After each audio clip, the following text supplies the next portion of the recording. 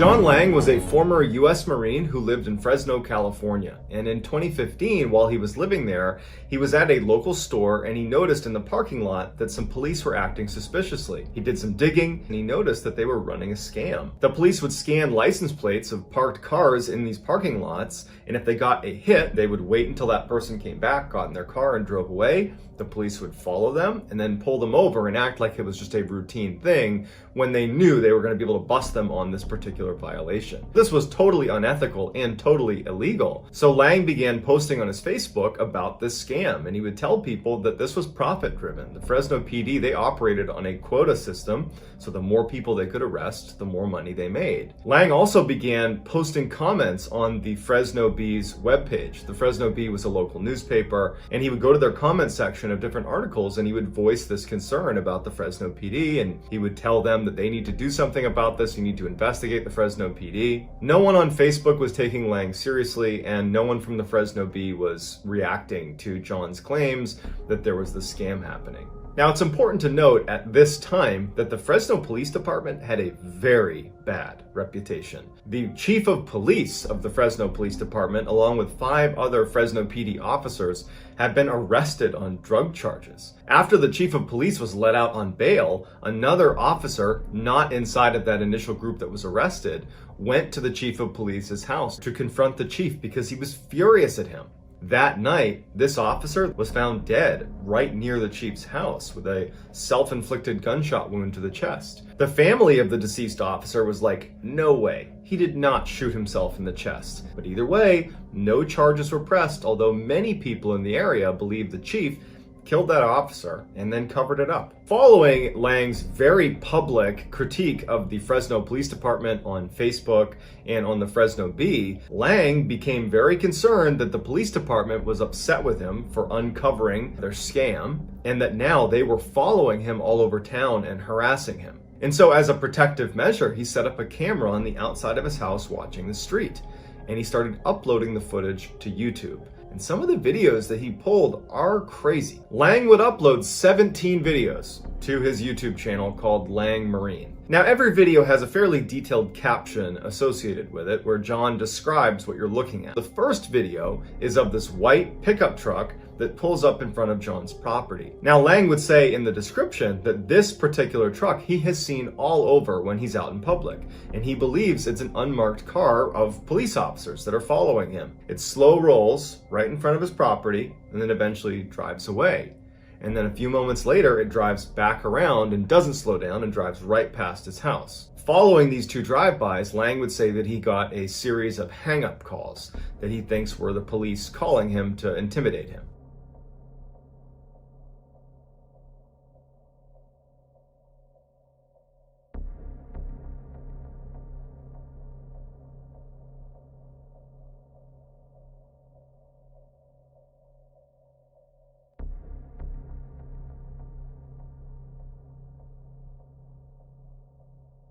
In the next video, you see a man walking his dog and stopping right in front of John's property. John has a dog, and his dog runs up to the fence, and the 2 dogs start smelling each other, and at some point, the guy with the dog walks off. Lang believes that that was a plainclothes police officer that was conditioning Lang's dog to not attack him if he were to come into the property. Lang is suggesting that the Fresno police are preparing to assault his property.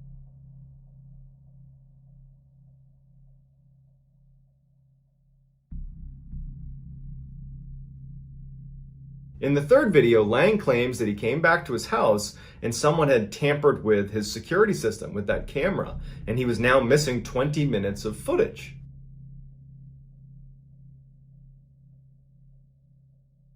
The fourth video he uploads is by far the most well-known of any of the uploads, and it shows a minivan pull up right in front of his house on the other side of the street. They slide open the door, and out pops this guy with some very high-tech camera equipment that Lang claims is a thermal imaging camera, and that they were scanning his house to see if he was home or not. Now, whether or not this was actually plainclothes police with a thermal imager or not, if it was my house and I saw someone across the street with that piece of equipment, I'd have some questions about what are you doing here? And apparently John felt just as concerned as I would have been, because at this point, he files an official complaint against the Fresno PD to their internal affairs. Lang claims that following that formal complaint, things only got worse. He believes that internal affairs gave that complaint to the rest of the police department, and that further upset them and made them target him even more aggressively. In the 5th video that Lang uploads to his channel, you see a guy in civilian clothes walking up to the front of Lang's property and then stopping right in front. He kind of looks up at Lang's property and then turns around and begins walking away. And then he starts texting and he gets into a car and he leaves. Lang believes this was a plainclothes police officer who was seeing if he was home and then reporting what he saw to the rest of the police.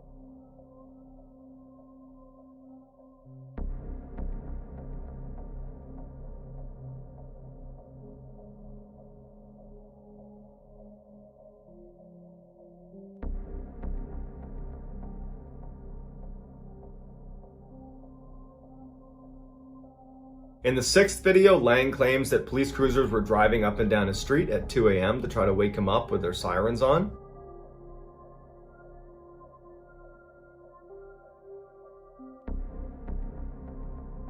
The 7th video, without reading the description, would mean nothing to you. But when you read the description, it's pretty interesting. He says the 2 guys that lived next door to him had randomly invited him to come over. Now, he wasn't close with his neighbors, but he agreed to go over. At some point, once he got over there, he felt like something was off. He didn't know what it was, but he felt very uncomfortable, and so he decides to leave. At which point, he says his neighbors did not want him to leave. They were really aggressively trying to get him to stay inside of their house.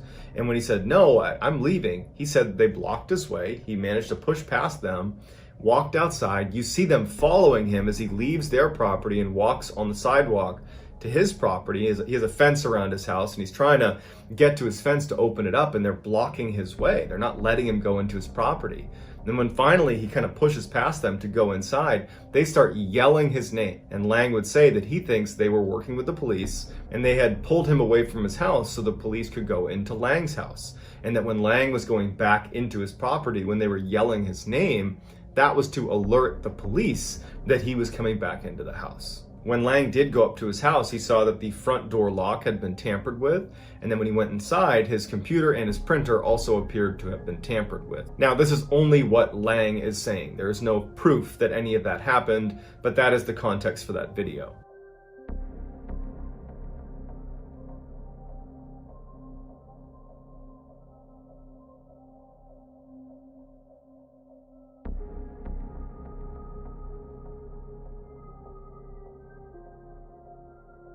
The 8th video shows 2 cruisers showing up in the middle of the night and parking out front of Lang's property, and at least 6 officers get out and are just standing there under a streetlight. They don't appear to be doing anything. It doesn't make sense why they're there, but they stand there and kind of look over at Lang's property for a decent amount of time before ultimately getting back in and leaving. Lang says they were doing that purely to intimidate him.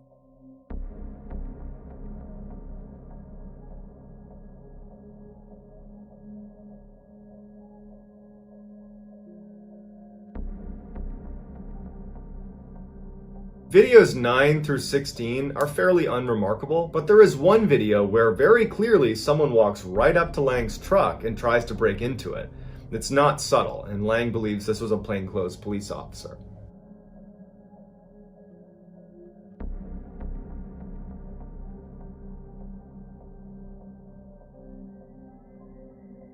The 17th and final video that Lang uploads shows a carpet cleaning van pulling up right in front of his property. On the passenger side, a man gets out. He's wearing civilian clothes, just smoking a cigarette, looking up at Lang's property, and they're there for quite some time. And at some point, he gets back in the car after they don't do any carpet cleaning and they drive off. After uploading this final video, he goes onto Facebook and he shares a link to that video and he tells people to remember this van because he believed that the Fresno PD were just days away from finally launching their attack against him. Over the next couple of days, his Facebook posts become increasingly more panicked. He starts saying that he regrets ever critiquing the police department.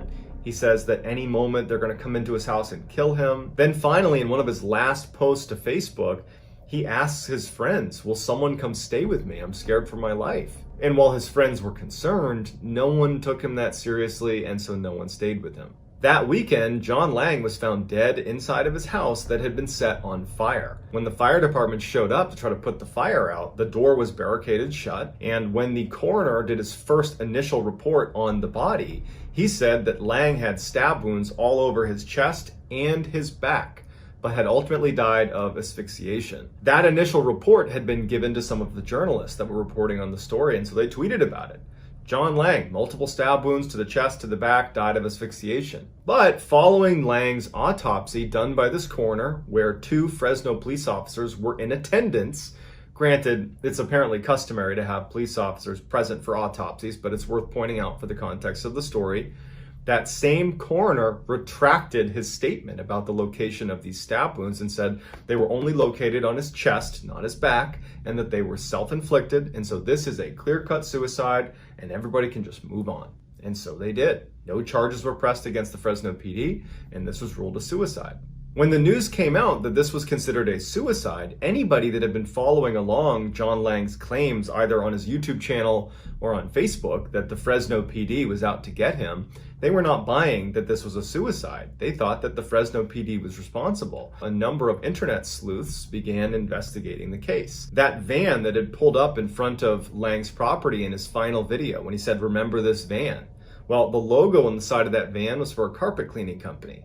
That didn't exist. Someone discovered that it was a fake company. Also, they found out that Lang had apparently tried to call his ex-wife a number of times right before neighbors had reported seeing smoke coming out of his house. There was this huge petition put together on change.org that's still active to try to reopen the coroner's investigation. But despite the strangeness surrounding John Lang's case, it has been ruled a suicide, and there's no sign that they're about to reinvestigate it. So did the Fresno Police Department attack John Lang in retaliation for him discovering their license plate scam? Or did John Lang commit suicide? Let me know what you think in the comments, and I'll do my best to get back to as many people as I can.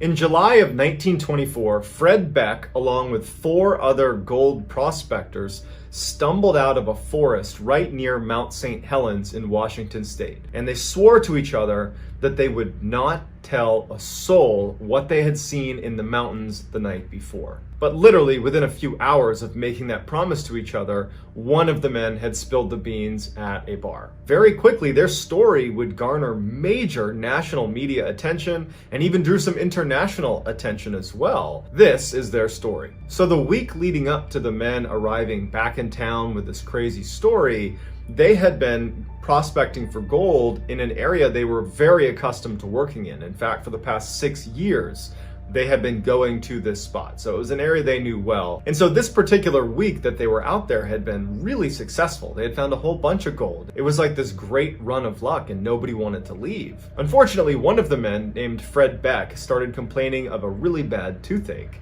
Now, they're about 2 miles away from this town. It's very rugged terrain.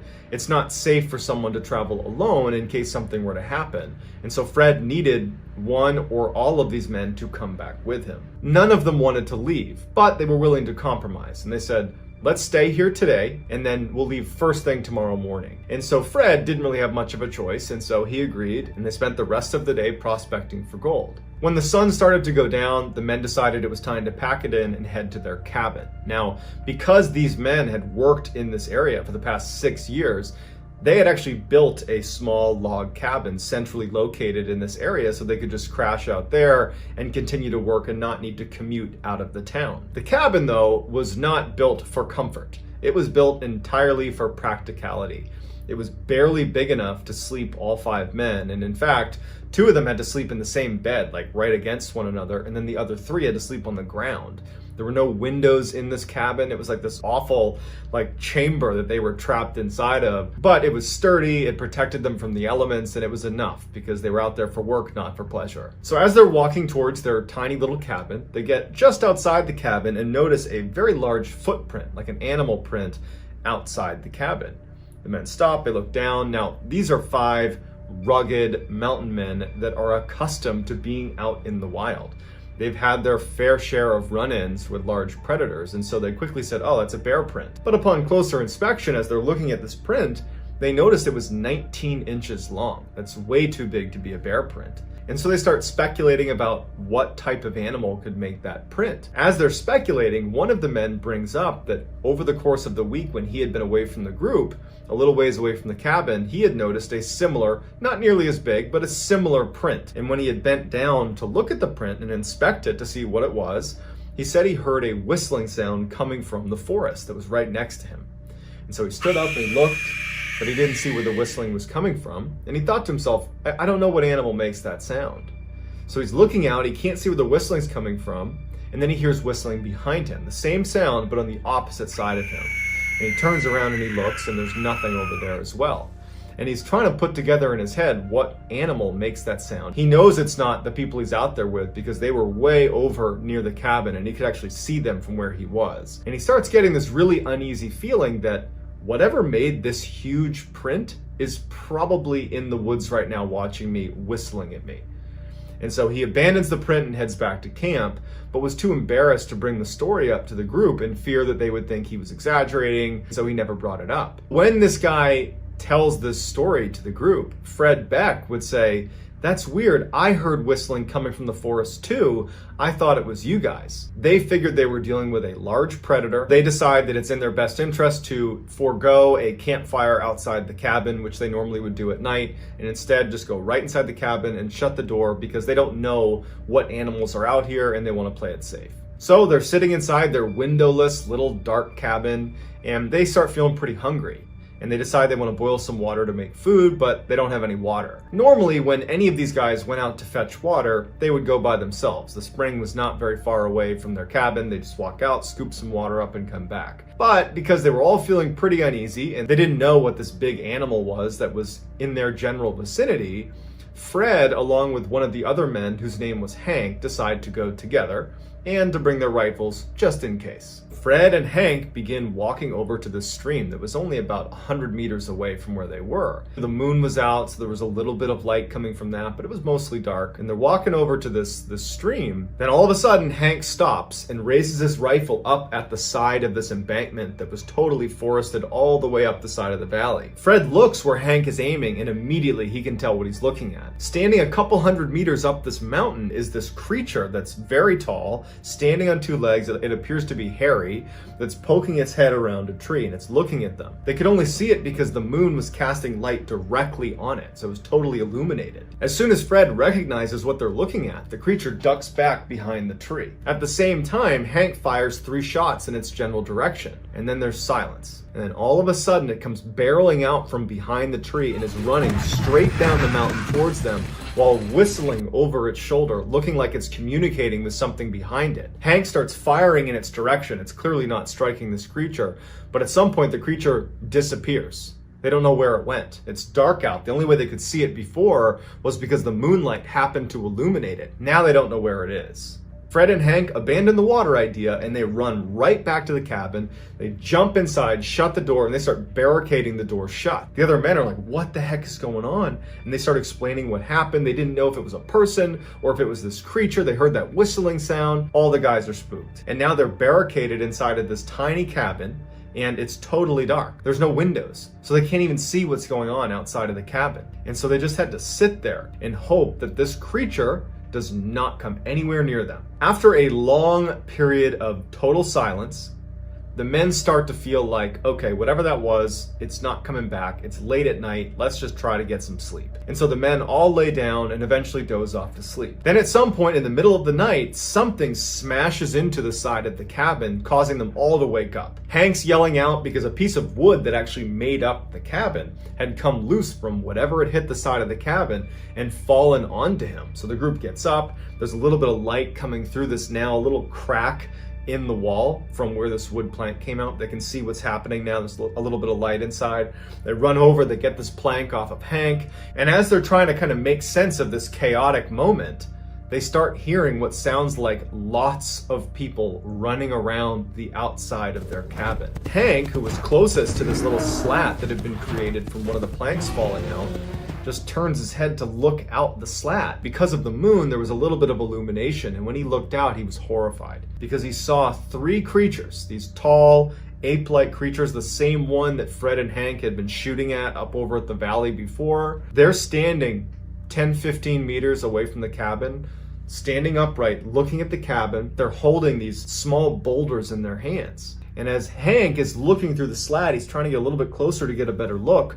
One of the creatures bends down and sees that Hank is looking at him, and he winds up and he throws the boulder and it smashes against this little slat. Hank basically falls over because he's trying to avoid this boulder being thrown at him, but the slat was small enough that it didn't go through. Hank's telling the rest of the men that there's three of them. There's three of them. They're right there. The men are grabbing their rifles. They're getting ready to aim out of the slat to try to take a shot at one of these creatures. But by the time they have a sight picture, there's no one out there, except they hear these footsteps and they start hearing whistling coming from the other sides of the cabin where they have no way of seeing what's going on because there's no windows and that gap in the cabin was only facing one way. And so they just sit there in silence as they hear all this whistling and footsteps and shuffling happening outside of their cabin. Then all of a sudden they hear slamming against the one door that leads into the cabin. They had barricaded the door already, so they go up and they're pressing back against the barricade as whatever is outside is trying to break into the cabin, but it can't get through the barricade. When they couldn't break in the front door, there was a barrage of these boulders smashing into the cabin. Now, these men had built the cabin. They knew it was sturdy, but they didn't know if it could withstand boulders hitting it. And so for hours, these rocks and boulders are smashing into the cabin. They never see them again through that slat. They kept periodically looking and there was never any creatures that were on that side. It was like the creatures knew that they could be seen on that side but couldn't be seen elsewhere. Finally, it just stops and they sit down in the middle of the cabin. Fred was sitting in such a way that he could actually see the slat in the cabin that was now open and exposed. And as he's sitting there, Fred is horrified when he sees a hand slide into the cabin. A hairy, big ape hand that reaches in and starts fumbling around, grabs hold of an axe that was leaning up against the inside of the cabin. And as it's getting ready to pull it out, Fred runs over and twists the axe so it won't slide through the slat. And so the creature's slamming the axe, trying to get it out at the same time that Hank takes a shot and shoots right through the slat. The creature releases it and runs away. They hear all this whistling very close to their cabin, which made them realize that they had just been quietly waiting outside of their cabin. They had never left. But after Hank had taken that shot at the thing's hand, it sounded like almost a stampede was running away off into the forest. And at that point, the group was fairly certain that it was done. The next morning, when they saw through that slat in their cabin that the sun had finally come up, the men packed only the bare necessities. They got their weapons. When they finally opened up that door, all over the ground, all around the cabin were these rocks that clearly had been thrown at the cabin. The cabin itself had obviously withstood the barrage, but there was gash marks and slashes all over it. Feeling very lucky, the men start making their way out of the valley and they make their way all the way back to town. And after the story kind of went viral, loads of people went out there to try to find these creatures, but no one ever could. In December of 1981, Mike Wooley decided he wanted to go deer hunting in his hometown in Louisiana. It was a cold day, it was great conditions for a hunt, and Mike had a deer stand that was set up about 1.5 miles down this old logging road that no one really used. He would take his truck and he would drive about halfway down that road, and then he'd get out and he would walk the remaining, half mile, 3/4 mile to his deer stand, because if he drove his truck in, he would scare away all the deer. He made it to his deer stand by about 3 p.m. that day, and he'd only been there for about 30 minutes when all of a sudden this young doe comes running across and stops right in front of his deer stand. The doe lays down and is clearly exhausted, and Mike would say that it looked like something was chasing it, and he assumed it was some huge buck. And so Mike's getting ready for this big buck to emerge when out of the corner of his eye, he sees something pretty big jump out of a tree. And he kind of turns his head and looks, and it's not a buck. It looked like a gorilla. He thought, okay, a gorilla must have gotten out of the zoo.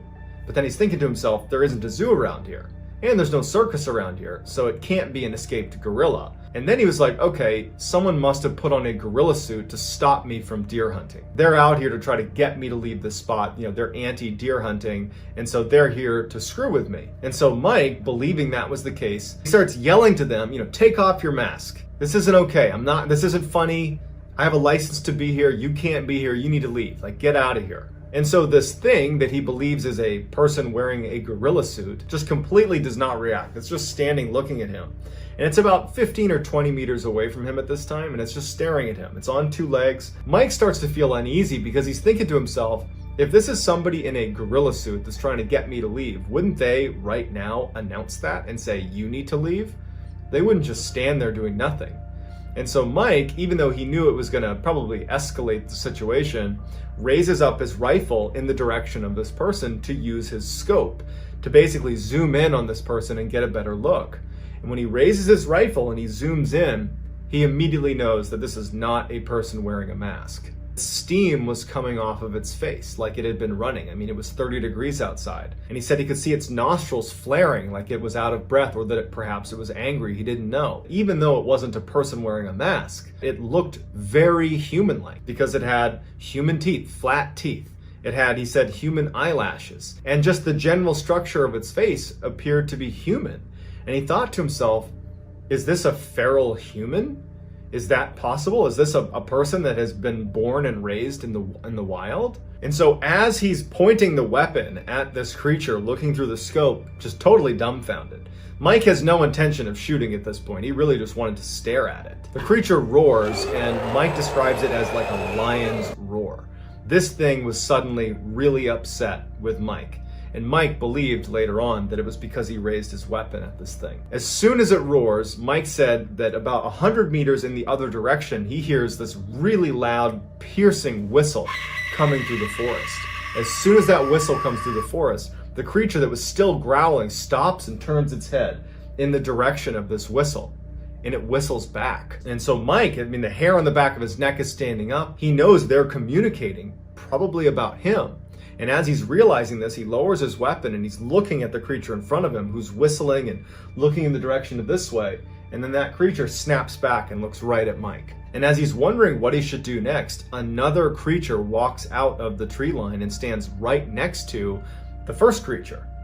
And the way it walked, it was walking like a human. It was on two legs. And they're both standing about 20 meters away looking directly at Mike. Mike is terrified.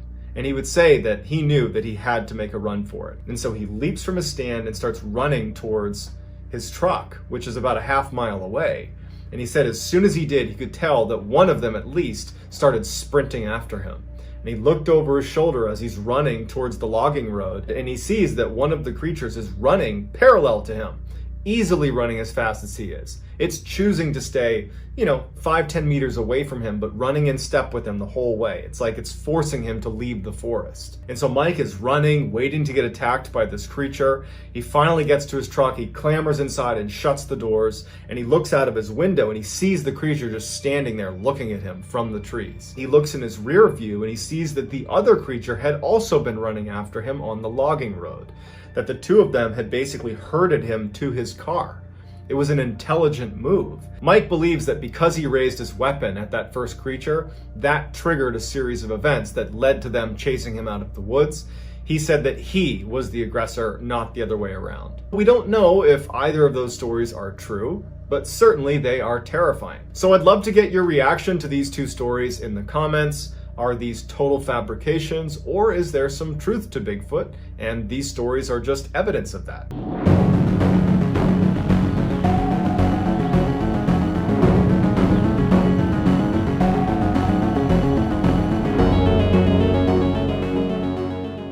So just a couple of weeks ago, early on July 24th, 2020, an 18-year-old woman named Gia Fuda, who was living with her parents in Seattle, Washington, wakes up in their home, goes downstairs, says good morning to her mother and to her father.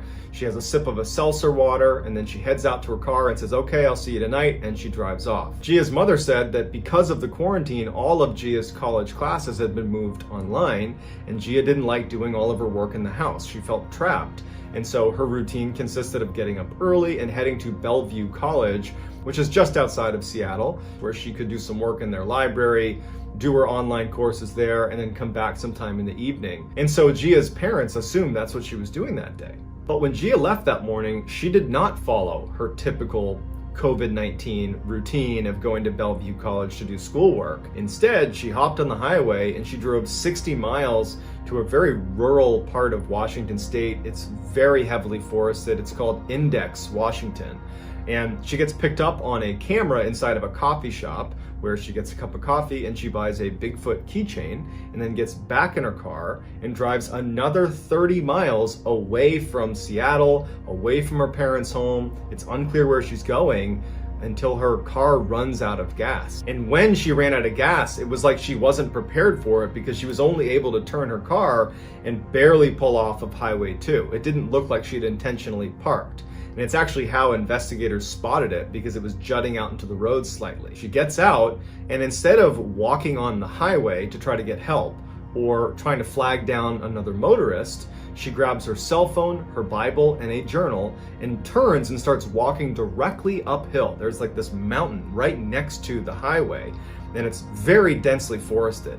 And she just starts walking straight up this mountain. It's important to note that David Paulides just recently came out with a video about this case on his Can-Am Missing Project channel, and he says that the area she stopped in is an area where at least a dozen other people have gone missing under baffling circumstances that have all been covered in the Missing 411 phenomenon. By 11:30 that night, Gia's parents were starting to get very concerned that they hadn't heard from their daughter and that she hadn't come home yet.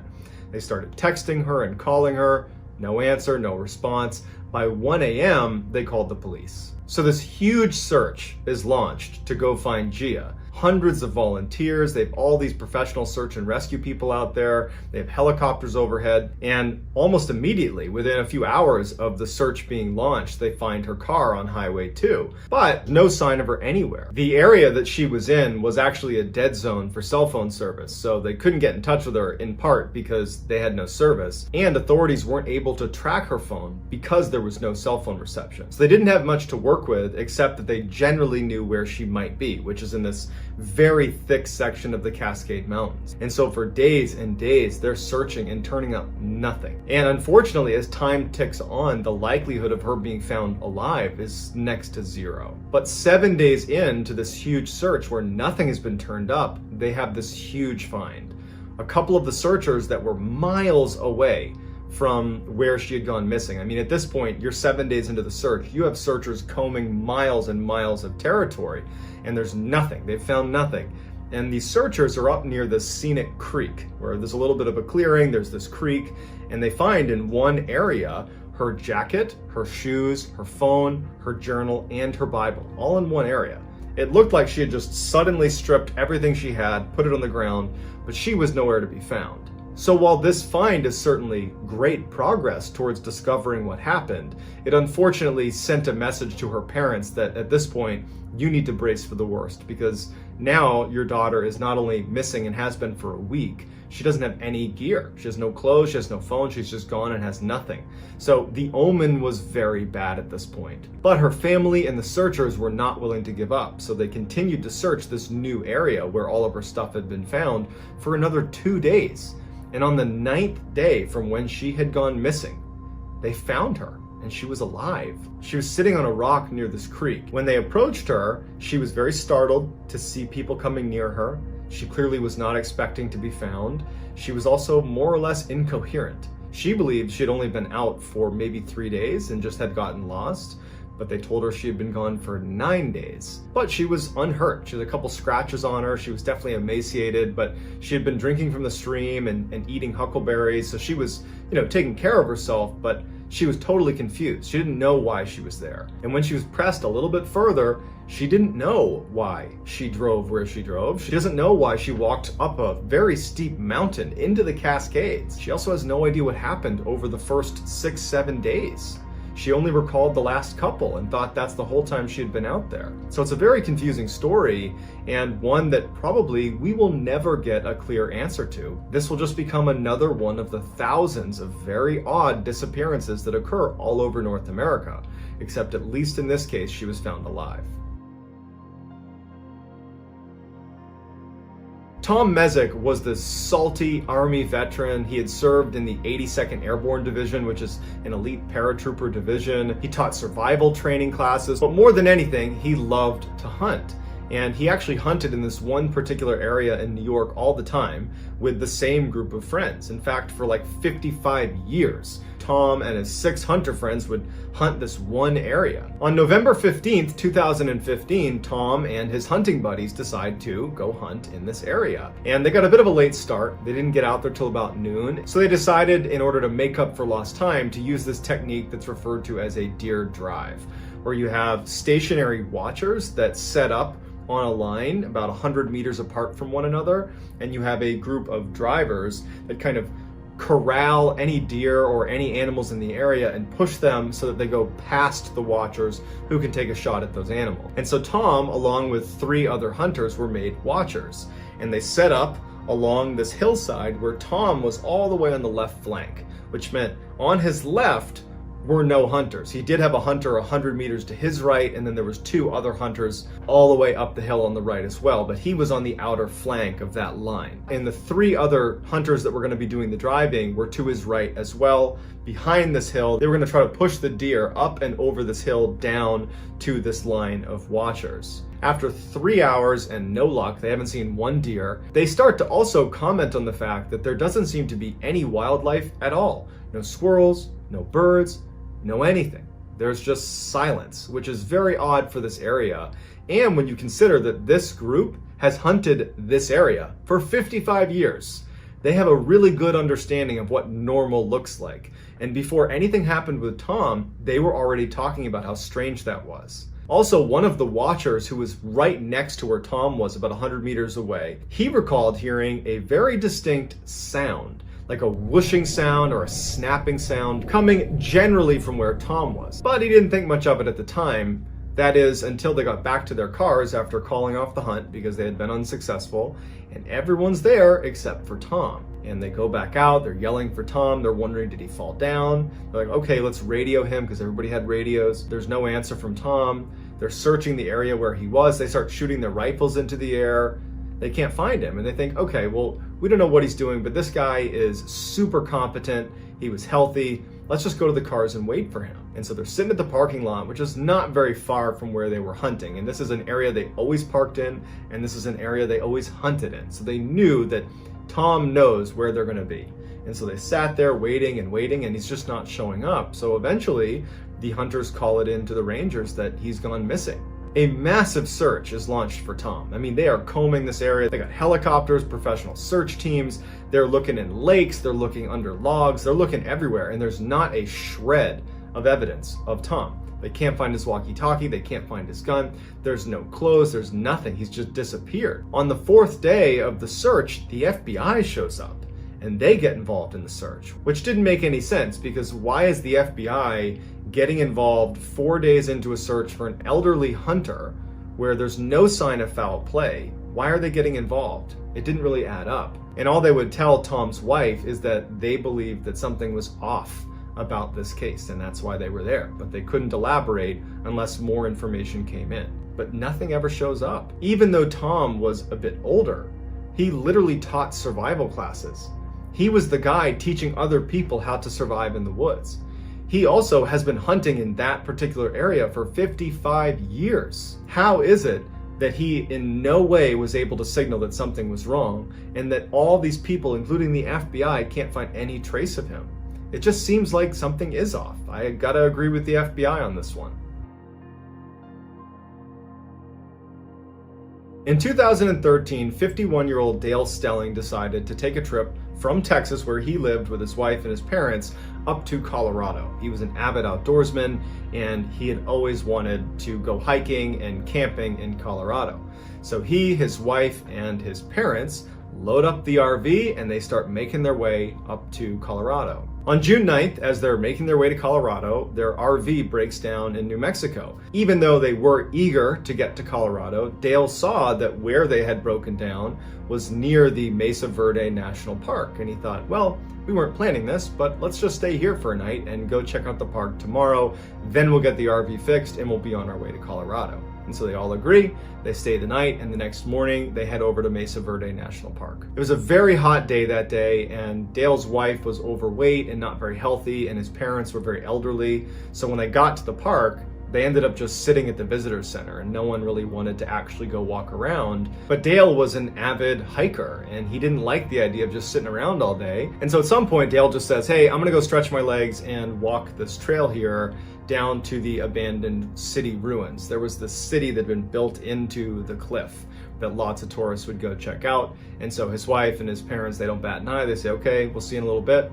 And Dale was off. Dale made it seem like it was going to be a very quick trip. And so when he didn't return in 2 hours, his family decided to tell rangers and say, hey, you know, our husband, our son, he went hiking down that trail there towards the ruins and we haven't heard from him. We can't get in touch with him on the phone. You know, can you guys go look for him? The rangers actually were not concerned at all. They said that we've never had anybody go missing for more than a few hours here. It's pretty hard to get lost. You know, there's lots of tourists here, well-marked trails. Just give it a couple more hours and if he doesn't show up, then we'll go out and look for him. But after about an hour and they still hadn't seen him, his family really pressed the issue with the rangers and they would go looking for Dale. And of course they can't find him, but they found a number of tourists that had seen him on the trail that he said he was going to be on.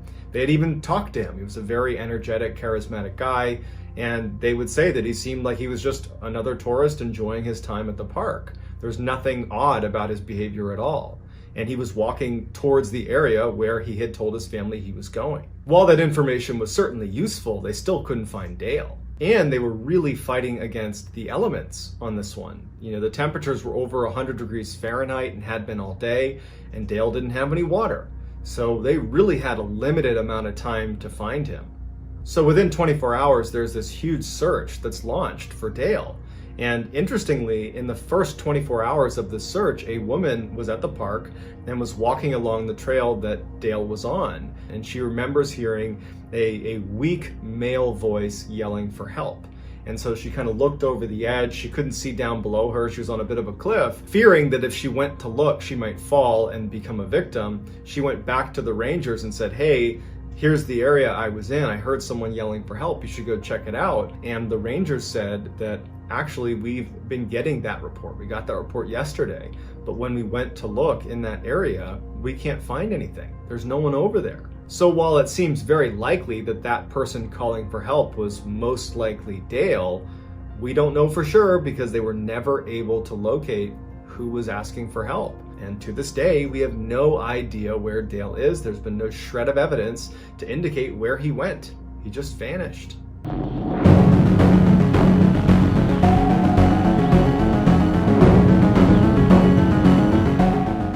In June of 2009, US and NATO forces surged into Afghanistan. Troop numbers escalated dramatically in preparation for this massive offensive against the Taliban. During this surge, a very small team of Marines, 8 Marines, were given a mission to go to an observation post in Helmand province where a group of British soldiers were stationed at the time. An observation post, or OP as it's called in the military, is any location where you're able to observe. Hence the name. Most OPs, if not all OPs, are located on high ground because that provides you the best view. OPs are very strategically valuable. You have the higher ground and you can see what's going on around you. And so as a result, OPs become prime targets for attack. Now, the OP that these Marines were going to, OP Rock, was a little bit unique. It was strategically very important, but it didn't really have the higher ground. All around it were other large pieces of terrain, which meant if you poke your head up for too long, you might get shot from a sniper on the mountain. And so OP Rock was like a very dangerous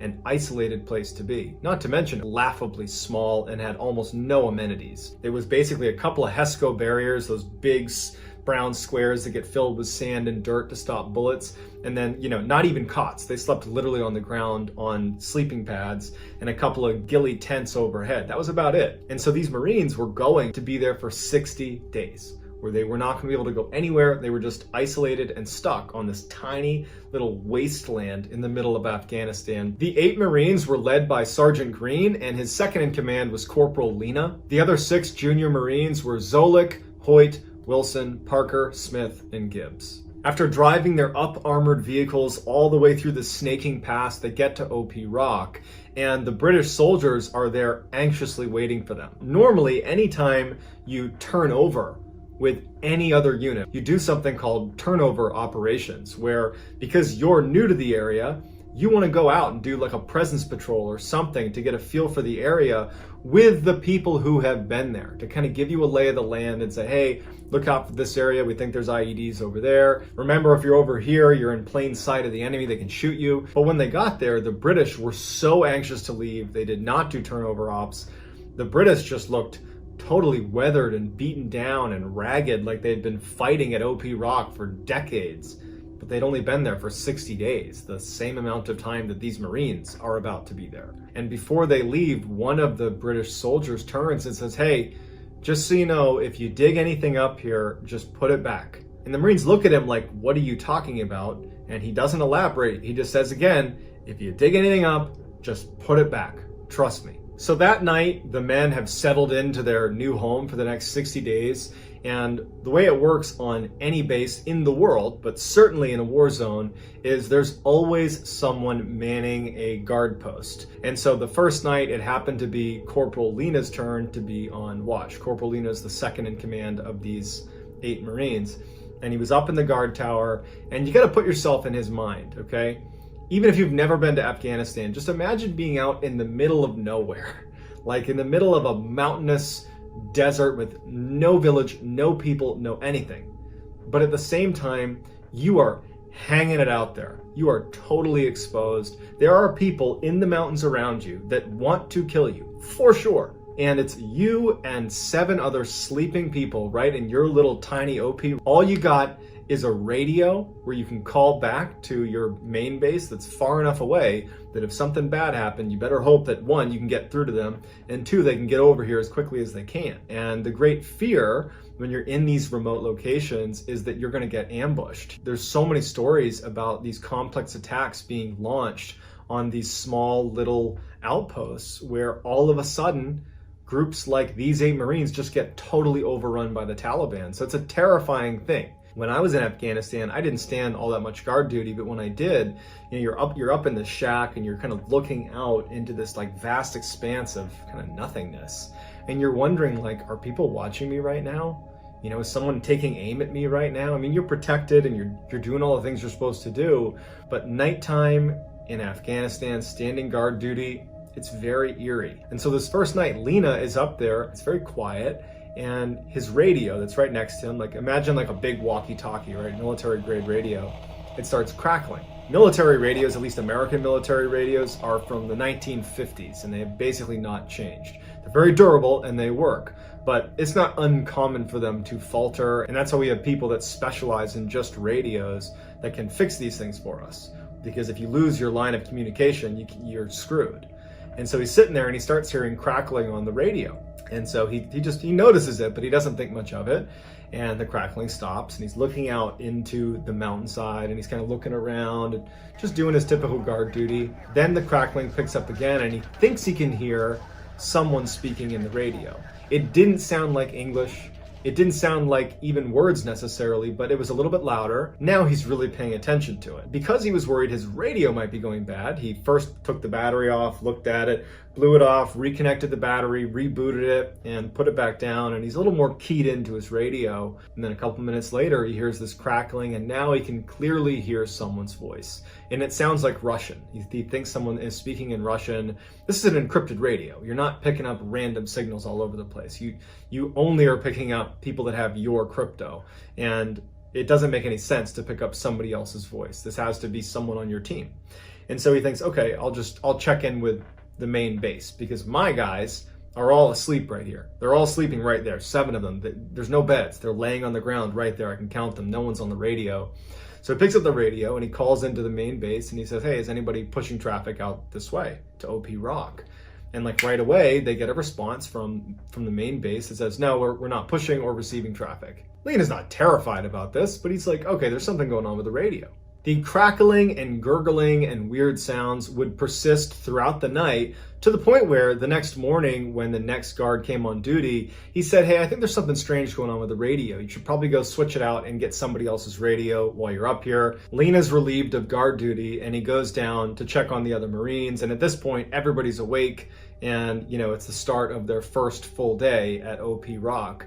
And because they have nothing else to do besides defend it, they start taking stock of how well fortified is it? What are some ways that we can improve this place? And they notice that there's a trench dug around the inside of OP Rock, basically right up against the Hescos, that allows anyone to stand and not be jutting out of the OP and run the risk of getting shot by a sniper. And they're looking at it and they're thinking to themselves, it's not deep enough. It's maybe a couple feet down. You're certainly not going to be able to stand on this trench. You'll totally be exposed.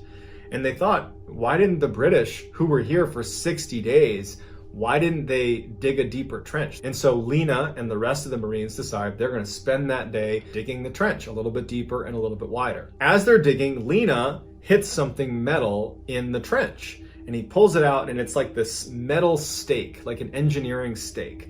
And he brushes off the dirt on the stake and he's looking at it and he can see some foreign writing and it looks like Russian writing. And he's thinking to himself, oh, that's not that weird. Back in the 80s, the Russians were here, and it's totally possible that they may have left some of their gear here and it got buried. About 10 meters away from Lena is one of the younger Marines named Wilson, who's digging, and at some point he hits the ground and like a pocket in the soil opens up. And he sees there's some pottery and some pieces of what look like ceramics that are inside of this hole. And after pulling out some of the plates and pots, they pull out a huge human bone, a femur, your leg bone. They ultimately decide to tuck the leg bone back into where it was, and they stop digging in that area and they continue to dig in the other sections of the trench.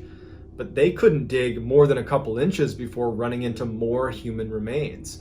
And by the end of the day, they had unearthed dozens of skeletons inside of this trench. And so they realized that this is probably what the British meant when they said, if you dig something up, put it back. A couple of weeks go by and the Marines at this point have accepted that they live in a very creepy place.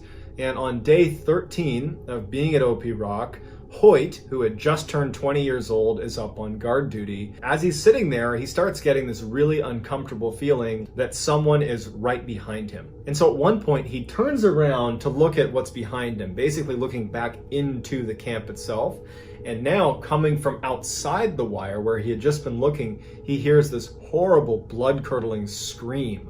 He turns around and he's looking out. He's got his night vision goggles on. He's looking around for anything. And all of a sudden, a couple hundred meters away, he sees a man running between one bush to another bush. Now, they know that at any time they could get attacked. So they're not thinking that this could be anything other than the Taliban coming to attack them. And so the other Marines have jumped up because they heard the scream and they're looking to Hoyt to be like, what's going on? Hoyt is saying to them, I got a guy, he's about 200 meters away. I just saw him running right to left. Lena runs over to the edge of the Hesco and he raises his rifle with a thermal imager on it and he's looking out and there's no heat signature out there. It's totally cold. There's no animals, there's no people, certainly, there's nothing. And Lena is yelling to Hoyt, where is he? Where do I need to look? And Hoyt's saying, he's right there. I just saw him go behind that bush. But Lena is looking out and he can't see anything on thermal. And he's like, I don't see anything. There's no one out there. The Marines also had a dog that they inherited from the British soldiers that had been there. Her name was Ugly Betty. They loved Ugly Betty, they took care of her, and she was apparently really good at identifying when people were coming towards the OP. So she was a great watchdog. And this whole time, she had been looking in the same direction that Hoyt had seen this figure, and she is barking like a maniac. And even after they're looking with thermal and they can't see anyone out there, they can't get Betty to calm down. She's completely transfixed on the area where Hoyt had seen this figure. So for the rest of the night, the Marines are totally on guard, anticipating at any moment that they're gonna get attacked. Someone's gonna take a shot, they're gonna throw a grenade in, because we lost this guy who was right there in front of us. So eventually, the next day, when they didn't get attacked, they just kind of said, okay, and they moved on and just figured it was an anomaly. Another couple of weeks later, on day 26, Zolik, who's another one of the younger Marines, was on guard duty, and it was really hot. He remembers even taking his helmet off because he was sweating so bad. And then at some point, while he's just looking out into the vast open nothingness, he said that the temperature dropped inside of the shack dramatically. So much so that he actually felt cold. There was no breeze. There was no reason for it to be getting cold. And as he's thinking to himself, like, is there a storm coming in or a cold front coming in? He starts feeling like someone's standing behind him. And he keeps looking over his shoulder and no one's there. He's in this tiny little shack. And he's feeling creeped out, and all of a sudden he starts hearing whispering from behind him. Not on the radio, but like in the shack with him. And he keeps turning around and he keeps thinking like, am I hearing things? Am I losing my mind? And he starts hearing footsteps on the roof of his shack. And that's when he thinks, oh, Smith, who was the kind of class clown of the group, is playing a joke on me. He must be whispering outside. I bet he climbed up on top and he's screwing with me. So he jumps out of the shack and looks up, expecting to see Smith standing on the roof of the guard shack. But no one's on the guard shack. At this point, Zolik's pretty spooked. He does a quick search on either side of the guard shack, thinking maybe Smith is there, but no one's there. And then he turns around and, of course, sees that the other 7 Marines are all asleep. So it wasn't Smith. It wasn't any of his teammates. At this point, he goes back in the shack and he raises his rifle and he's looking through his thermal scope. So any human would light up like a Christmas tree if you saw them on a thermal. And he's scanning outside all around, thinking, did I hear someone who's out there? Because they had that weird run-in 2 weeks earlier with that random person that they could never find. He's thinking maybe there's somebody else out here. And as he's scanning, he sees a man standing a couple 100 meters away with his fists raised like this. Zolik was so caught off guard from the way he was standing that he actually lowered his rifle to look, because the moon was pretty bright. The illumination was pretty good. And he looked, he couldn't really see him again, so he brought his rifle back up, and now through his thermal, the figure was gone. Zolik in interviews has admitted that he was really stressed out about being at OP Rock. He was really down. I think of all the Marines there, he was depressed. He did not want to be there. He felt like he was experiencing real combat fatigue. And he thought at this moment that he's losing his mind, between the whispering and the footsteps on the roof and seeing this person with his fist raised. And so instead of telling people that he had potentially just seen this person out along the perimeter of their OP, he started to convince himself that you're just losing your mind. You're stressed and you're hallucinating. You just gotta calm down. For the rest of the night, he would not see the figure on his thermal or anybody out there, but he would hear whispering behind him. He kept hearing footsteps on the roof, but he would go out and no one would be there. So by the time the sun came up, he really thought that he was kind of losing his mind. And so he went to his leadership, Sergeant Green and Corporal Lena, and he told them about what had happened the night before, about, seeing the figure that had disappeared and hearing these whispers and the footsteps. I mean, he really thought that he was losing it, and he requested to be transferred, and they granted it to him. And the other 7 Marines were really upset about that. They felt like he was kind of abandoning them, and they were really critical of the reason for him leaving. They're like, oh, you're just playing the crazy card. You're just making that up so you can leave this crappy place that we don't want to be here either. So they were not taking seriously what he claimed happened. They just believed he was using the crazy card to get out of being at OP Rock. Just a couple of days after Zolik's departure, Lena is on guard duty in that guard shack, and as he's looking out, Ugly Betty starts barking really aggressively towards the area that Lena is looking at. And so he raises his night vision goggles and he's scanning the mountainside looking for any sign of people that perhaps Ugly Betty has sensed. And he stops when he sees what he believes is a Taliban scout standing on the mountainside, who's pretty far away, a few 100 meters away, and he switches to his thermal scope to confirm that it's a person before he engages. And when he raises his thermal scope, there's nobody there. There's no heat signature anywhere. But Ugly Betty is still barking like a maniac in the direction of where this potential scout was standing. And so Lena goes back to his night vision goggles like a second later, and he's looking, and he sees the same scout now about 100 meters closer to him, way closer to him. Like impossible to cover that distance in that amount of time. He practically falls over when he sees it. He switches to his thermal and he's getting ready to engage, but there's nothing there. And this is all happening in a matter of seconds. He goes back to his NVGs and he's looking and there's nothing there. And as he's about to go to his thermal for one last look, he feels a tap on his shoulder, which he believes is going to be one of the other Marines that must have heard him frantically moving around in the guard shack. And when he turns, there's no one there. There's no one anywhere near the shack. All 7 are asleep in the middle of the camp. At this point, Lena felt bad because he was critical of Zolik, who had left because he had heard voices and seen apparitions out in the distance. And here's Lena, the second in command of the group, having the exact same experience. But over the next 10 days, Hoyt, Smith, and Wilson would all have very similar experiences in that guard shack. And after a while, they all began sharing their stories, and they all realized that Zolik probably wasn't lying, and we were unfair to be critical of him because we've all experienced this now. Then on day 59, the day before they're scheduled to leave, all of their radios go dead, all of them. And Lena goes over to Gibbs, who was their comms guy, and he's like, what's going on? And Gibbs was like, I've been working on the radios this whole time we're here. I've changed nothing. They've always worked. Now, they did have a satellite phone, but it was an unreliable way to get in touch with reinforcements if you really needed it. They're pretty much isolated at this point, and they're all just sitting there, just hoping they can get through one more night without any problems. Wilson is the one actually in the guard shack, and then all of a sudden, machine gun fire opens up right outside of their base. And Wilson is totally caught off guard. He has no idea where it's coming from. He's trying to call it out to the guys where they're getting shot from, and all the other Marines are scrambling to the walls. They're taking cover behind the Hescos, and as they're laying there, Lena runs up into the guard shack with Wilson. He's like, grabs him and he's like, where are they shooting us from? And Wilson's like, I have no idea. And it's like, it's so loud. There's all this gunfire coming in at them. And as Lena and Wilson are trying to figure out where this is coming from, they hear the distinctive sound of an RPG being fired at them. It's a rocket-propelled grenade. It's like a whistling sound, and they know it's going to hit them at any moment. The two of them brace for impact, and they hear the sound of this RPG smashing on the side of the OP. And the machine gun fire is just continuing. It's a non-stop. And so a couple of the other younger Marines basically low-crawled their way into the trench where they were protected from these rounds. And they're thinking, like, we got to make sure no one's in the trenches. And so they start clearing the trenches, but no one's in the trench. And it's just this constant barrage of gunfire. They have no idea where it's coming from. And then just as suddenly as it started, the gunfire stops and it's silent. As soon as the shooting stopped, the Marines did not just poke their head up and say everything's fine now. If you're being shot at, you assume that even if there's a break in the gunfire, they're going to start shooting at you again. And so for hours, they're just like waiting for the next round of fire to start, but they don't even know where it's coming from. And they're kind of isolated and exposed. So they're all just kind of like hunkered down against the Hescos waiting to respond to the next volley of fire. But it never comes. And when the sun comes up, they're able to take stock of the damage to their OP from all the machine gun fire and from the rocket-propelled grenade. But there's no damage. No one had ever been shooting at the OP. There was no damage. So they had no explanation for it. So when reinforcements arrived, they just wanted to pack their stuff up and get the heck out of there. And they did. After leaving OP Rock, very shortly after, Smith, Parker, and Diggs, 3 of the 8 Marines that were there, were all killed in Afghanistan in separate instances.